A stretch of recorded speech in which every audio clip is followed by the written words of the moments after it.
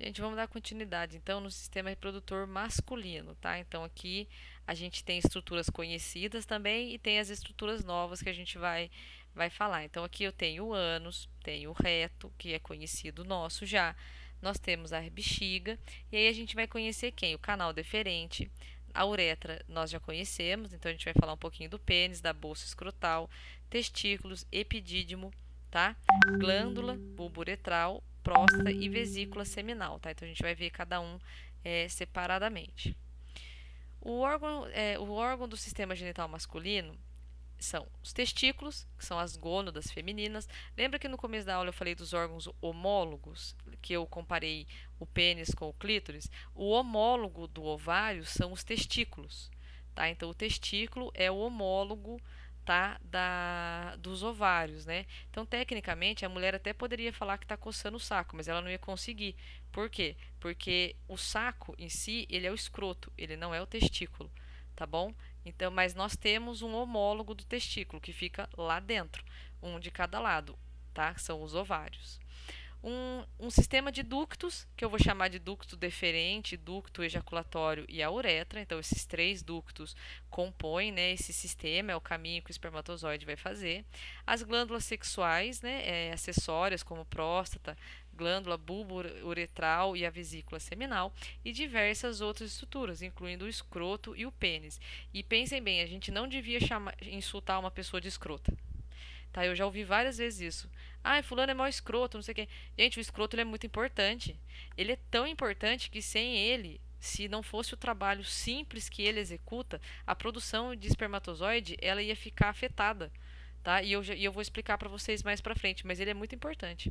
Os testículos, né, que são as gônadas masculinas, elas produzem o esperma e secretam a testosterona, tá? Um detalhe importante: tanto homem como mulher tem todos os hormônios, só que em quantidades diferentes.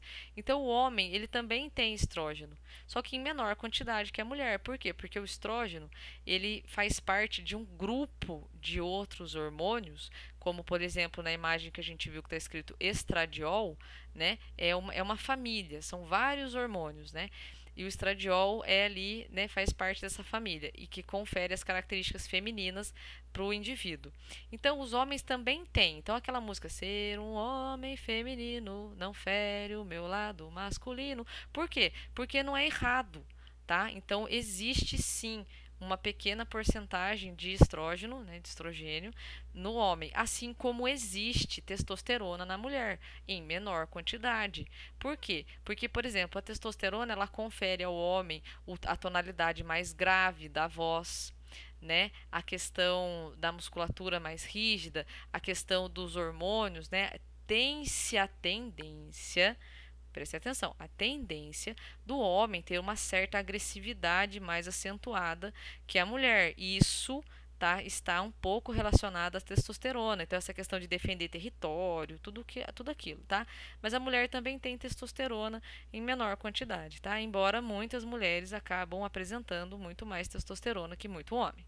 Mas, enfim, isso aí fica a critério de vocês. Mas vocês entenderam qual que é a desses hormônios, né?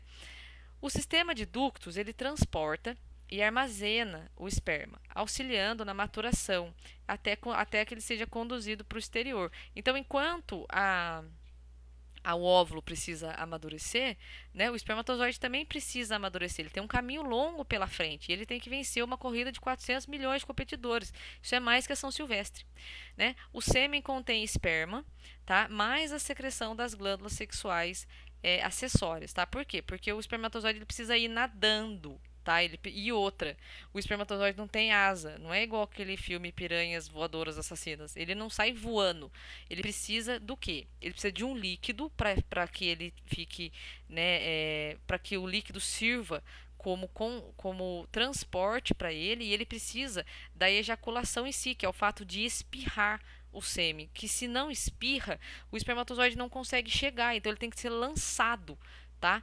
Até aonde ele quer chegar, que seria, né, o interior do útero e as trompas de Falópio, consequentemente, tá bom?